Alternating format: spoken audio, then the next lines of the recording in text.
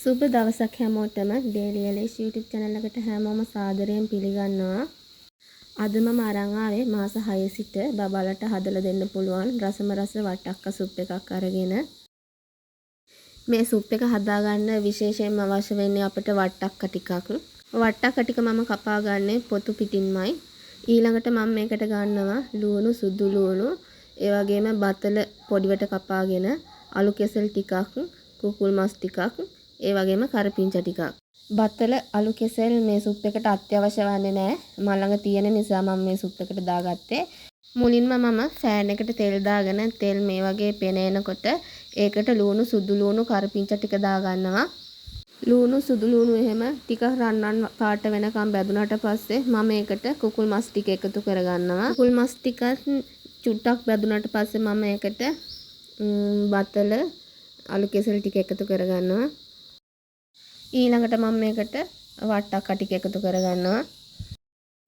ඊට පස්සේ මම මේ එළවලු ටික තැම්බෙන තරමට වතුර එකතු කරගෙන ඒකටම ගම්මිරිස් ලුණු ටිකක් එකතු කරගන්නවා.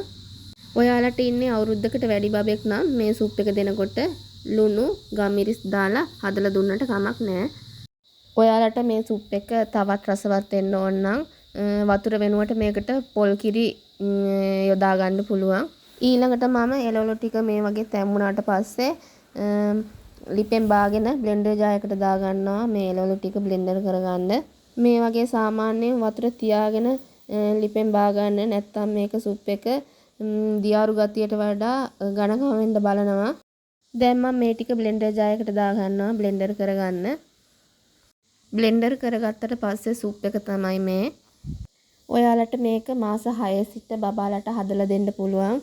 ගොඩක් පෝෂණීය ගුණයෙන් ඉහළයි. වට්ටක්ක කියන්නේ බබාගේ බර වැඩි කරන ආහාර වලින් සුවිශේෂී එළවලුවක්. ඔයාලට මේක බබාගේ උදේ ආහාර වේලකට වගේම රාත්‍රී ආහාර වේලකටත් හදලා දෙන්න පුළුවන්. මේ වගේ වීඩියෝ බලන්න කැමති නම් මගේ channel එක subscribe කරලා තියාගන්න. ඒ වගේම තව කෙනෙක්ට බලන්න share කරන්න. මේ වගේම තවත් රසවත් වීඩියෝ එකකින් හමු වෙමු. ගිහින් එන්න සුබ දවසක් හැමෝටම.